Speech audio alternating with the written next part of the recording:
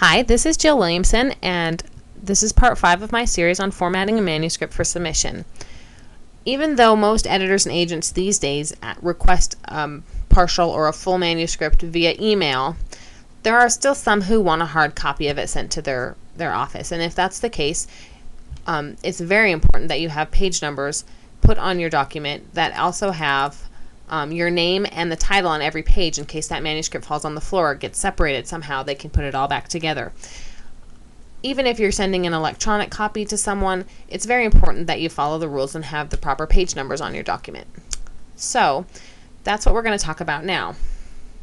Now, your document does not have any page numbers on your cover page. Your cover page is just there. It already has your name and the title of your book, so there's no question what manuscript this title page goes to.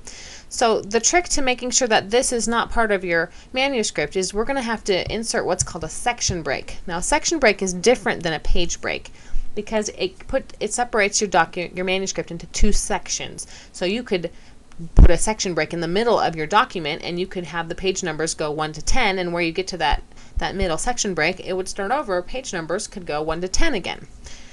We don't want any page numbers on the first part of our section break. So what we're going to do is come down here anywhere under where we have our name, and we're going to go Insert Break, and we want Next Page Section Break.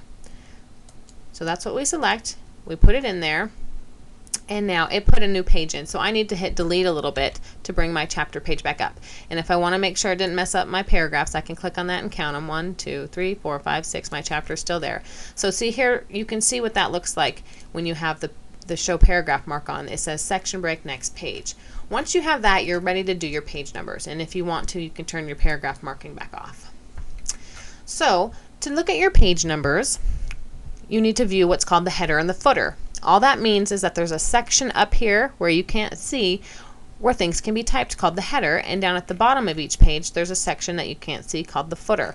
You can see it though when you view it, and how you do that is to go up to the menu and click View, Header and Footer, and these little boxes come up, and you can see I have nothing typed there, but I don't want anything typed in my cover page. So what I'm going to do, my cursor is in header section 1, is I'm going to go Show Next. There's this little header footer bar that pops open when you're viewing header and footer, and at the very end is this little icon that says Show Next. So if I click on that, it's going to take me to header section 2. Now, the way headers and footers are set up, they're automatically linked to one another. You want to turn the link off when you're starting to do this so that this won't be page 2. You want this to be page 1.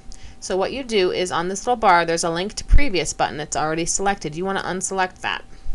So now that we're in our header section 2 and then the link to previous is off, we're ready to type what we want.